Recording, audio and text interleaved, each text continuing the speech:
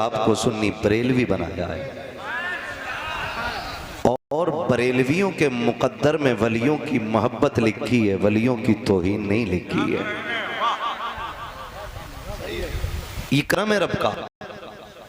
जब आप इस बात पर रब का शुक्र अदा करें ना कि अल्लाह ने आपको सांसें दी हैं, इस बात पर रब का शुक्र अदा किया, इस बात पर रब का शुक्र अदा करें कि रब ने आपको सेहत बख्शी है, सलामती बख्शी है, तो एक सजदा शुक्र का ये सोच के भी अदा कर लिया करें कि रब ने हमारे हिस्से में बरेली का इमाम अहमद रजा लिखा है।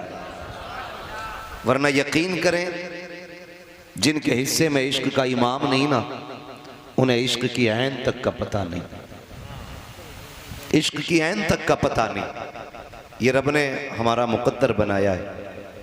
आलिम तो आलिम, अगर बच्चे से भी पूछो मेरे हुजूर कौन है, तो हमारी इसी बस्ती दौलतपुर का छोटा सा बच्चा भी अगर आप उससे कहें हुजूर की बात कर, तो वो 10, 8, 6 साल का बच्चा भी कह देगा मैं करता हूँ हुजूर की बात। और फिर वो शुरू करेगा, सरवर कहूँ के मालिक व मौला कहूँ तुझे, बाग़े खलील का गुले ज़ेबा कहूँ तुझे, तेरे तो वस्फ़ ऐबे तनाही से हैं बरी, हैरान हूँ मेरे शाह में क्या क्या कहूँ तुझे। ये इमाम अहमद रज़ा का एहसान है। जो बच्चा बच्चा नात पढ़ता है ना, ये इमाम अहमद रज़ा का एहसान है। आज जो बूढ़े बूढ़ों को सलाम आता है, ये इमाम अहमद रज़ा का एहसान है। आज जो उठते बैठते या रसूल अल्लाह की सदाएं हम देते हैं ना, ये बरेली के इमाम का एहसान है। अगर वो नहीं होते तो सलाम हमारे मुकद्दर में नहीं होता, हमारे मुकद्दर में हुजूर पे पढ़ा जाने वाला सलाम नहीं होता। उन्होंने हमें तैयार किया और सबसे पहले उन्होंने कहा मुस्तफ़ा जाने रहमत पे लाखों सलाम, शमे बज़्मे हिदायत पे लाखों सलाम। जब हमसे पहले उन्होंने कहा तो कुछ लोगों को टेंशन हो गई, एक बार में लाखों सलाम भेज रहे हैं, हम तो एक भी नहीं भेजने देंगे। फिर मेरे इमाम ने हद कर दी और कलम तोड़ा, कहने लगे एक की बात करते हो, लाख पे पाबंदी, अब ढेर संभालो।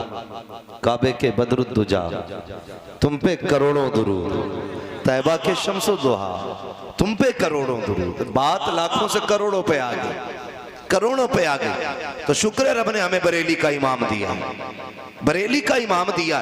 यही वजह है 12वीं आती है ना तो शैतानों की मैया मर जाती है, सुन्नियों के दरवाजे पे आमद का झंडा लग जाया करता है। ये किसकी देन है? इमाम अहमद रजा की देन है। अभी पढ़ा था ना मौलाना नाजिम ने, सिवाय इब्लीस के जहां में सभी तो खुशियां मना रखे हैं, है ना। जितने हुजूर के चाहने वाले हैं सारे हुजूर की आमद की खुशियां मनाते हैं। कई बार ना होता होगा आपके यहाँ भी, यार ये मौलवी लड़ाने की बात करते हैं, आओ ना हम तुम तो एक प्लेट में बैठ के खा लें, एक जगह बैठ के रोटी खा लें। मेरा सिर्फ एक छोटा सा सवाल है, दावत में इत्तेफाक की बड़ी जल्दी सूझ जाती है, खाने में बड़ी जल्दी इत्तेफाक नजर आता है, मैयत उठाने में भी इत्तेफाक का ख्याल आता है, जब हुजूर के झंडे लगते हैं तो फिर इत्तेफाक किधर चला जाता है। फिर क्यों नहीं कहते चल अगर तूने झंडा लगाया मैं भी नबी का झंडा लगाऊंगा? फिर क्यों शिर्क को बिदअत याद आता है? यार मुझे बताओ ना सही, हुजूर का झंडा लगे पेट में दर्द हो जाता है, क्यों? क्या है? क्या कोई तस्वीर बनी है झंडे पे? किसी इब्लीस का नाम लिखा है झंडे पे? नहीं ना, या तो प्लेन होता है या फिर या रसूल अल्लाह लिखा होता है। तो अगर ये लिखा है तो ये कौन सी बिदअत है? क्या पाबंदी? नहीं, बात वो नहीं है जी, ये फजूल खर्ची है। फजूल खर्ची मैंने कहा चल ठहर, यहीं रुक के बात कर। ये फजूल खर्ची क्यों? कहा नहीं, अगर ये कपड़ा यहाँ ना लगाते, यहाँ ना लगाते और ये कपड़ा गरीब को दे देते तो दुपट्टा ना बन जाता। हम बरेली वाले हम खुल के कहते हैं, गरीब बच्चियों की लिस्ट बना के ला जिनके सर पे दुपट्टा ना हो। आने वाली 12वीं से पहले हर गरीब के सर पे दुपट्टा भी पहुंचा देंगे, हर आंगन में हुजूर के नाम का झंडा भी लगा देंगे। ये तुमसे किसने कह दिया? हम खाली झंडे लगाते तो दुपट्टे उतार लेते, ये तुम्हें किसने कहा? हम दुपट्टे उतारेंगे तो झंडे काटेंगे। खुदा की कसम, न झंडे कम होंगे न दुपट्टे कम होंगे, इसलिए कि हमारी तिजोरी में चोरी का माल नहीं है, मुस्तफा के खजानों का माल है। हम खुल के कहते हैं तेरे टुकड़ों पे पले, खैर की ठोकर पे न डाल, चिड़कियां खाए कहां छोड़ के सदका दे। नारे तकबीर, नारे रिसालत, नारे मसलके आला हजरत नारे तकबीर। तवज्जो है सारे लोगों को? तो भाई इत्तेफाक यहां करना, लगाओ झंडे। मेरे बाप की बात हो तो झगड़ा कर लो कि भाई ये इनकी नस्ल की बात और बात मुस्तफा की हो, तो फिर हुजूर तो सबके हैं। बोले हुजूर, हुजूर पीछे वालों के भी है हुजूर। हाँ, और ये जो उधर बाहर कुर्सी पड़ी है ग्राउंड से, सभी के हैं ना? तो फिर सारे बोले हुजूर सबके हैं, हुजूर सबके हैं। यहां झगड़ा किस बात का? यहां इत्तेफाक करो, लगाओ झंडे। क्यों नहीं लगाते? निकलो जुलूस में। कहने नहीं नहीं, वो 12 को आए नहीं थे, वो 12 को तो आए ही नहीं थे। कितने को आए थे? का किताब में तो 9 लिखी है। अच्छा, ये इंजीनियर जैसे जो लोग आजकल भौंक रहे हैं ना, ये वो रिवायतें उठा के लाते हैं जिन्हें हमारे उलामा ने एक तरफ डाल दिया।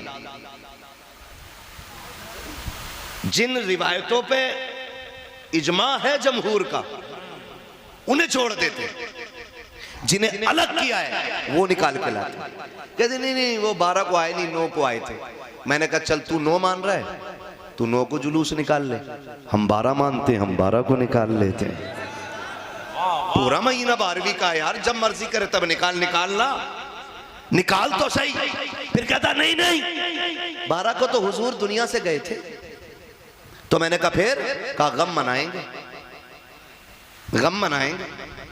मैंने कहा क्यों? का हुजूर गए। तो मैंने कहा जानवर पता नहीं है, हुजूर जाने के लिए नहीं आए थे, हुजूर रहने के लिए आए। और हुजूर आज भी हमारे बीच मौजूद हैं। ये नजरिया मेरे इमाम ने बताया, तू जिंदा है वल्ला, याद है ना? तो फिर पढ़े मेरे साथ, तू जिंदा है वल्ला, तू जिंदा है वल्ला, मेरे चश्मे आलम से छुप जाने वाले, कहीं हमें सदमा उनके जाने का। तुम्हारे बीच से गए, हमारे बीच तो मौजूद हैं। हुजूर हैं, हुजूर हैं। गम उसका करो जो चला जाए, जो हो उसका गम नहीं किया जाता है। गम उसका किया जाता है जो चला जाता है। आप कहें कैसे? कुरान में रब कहता मा कान अल्लाहु लियुअज़्ज़िबहुम व अंत फीहिम रसूला, महबूब हम उस वक्त तक इन्हें अजाब नहीं देंगे जब तक आप इनमें मौजूद हैं। अभी तक अजाब जो नहीं आ रहा है, ये बता रहा कि मेरा नबी हमारे दरमियान मौजूद है। यही तो वजह है ना। तो जी वो चले गए।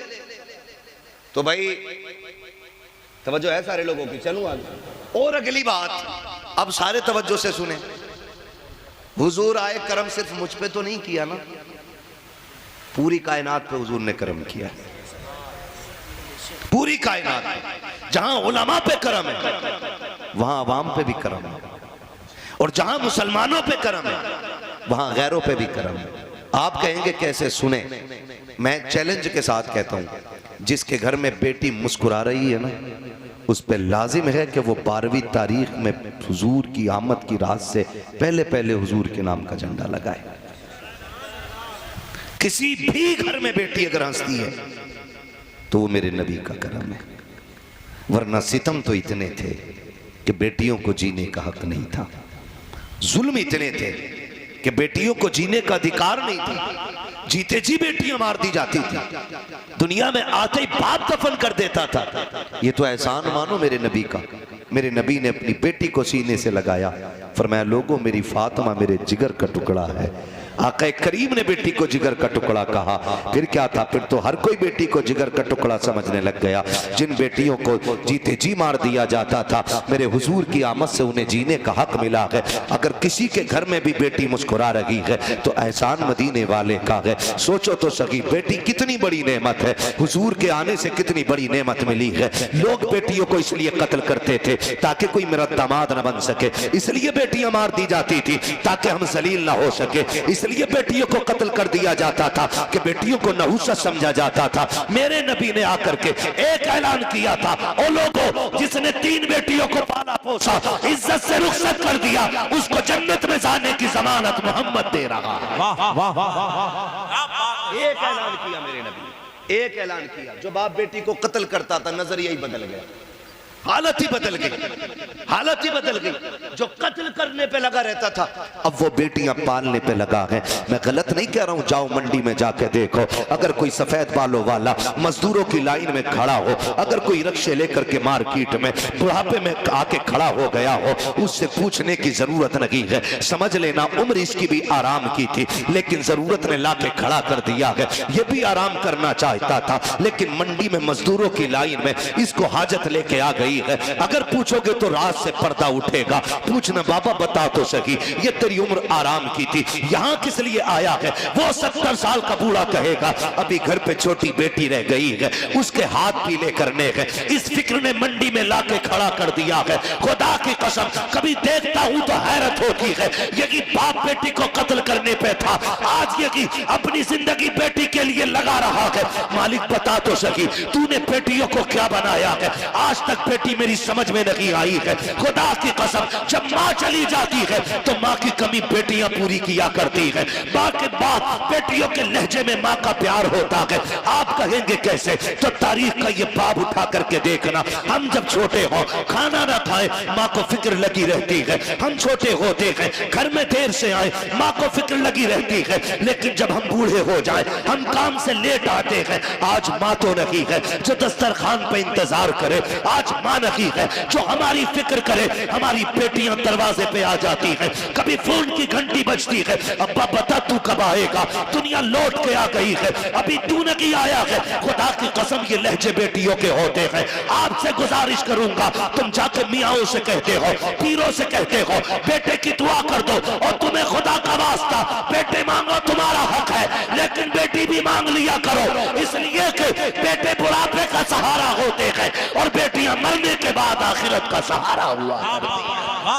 नारे तकबीर, नारे रिसालत, नारे गौसियत, मसलके आला हजरत मुफ्ती हम्माद रजा साहिब क़िबला, नारे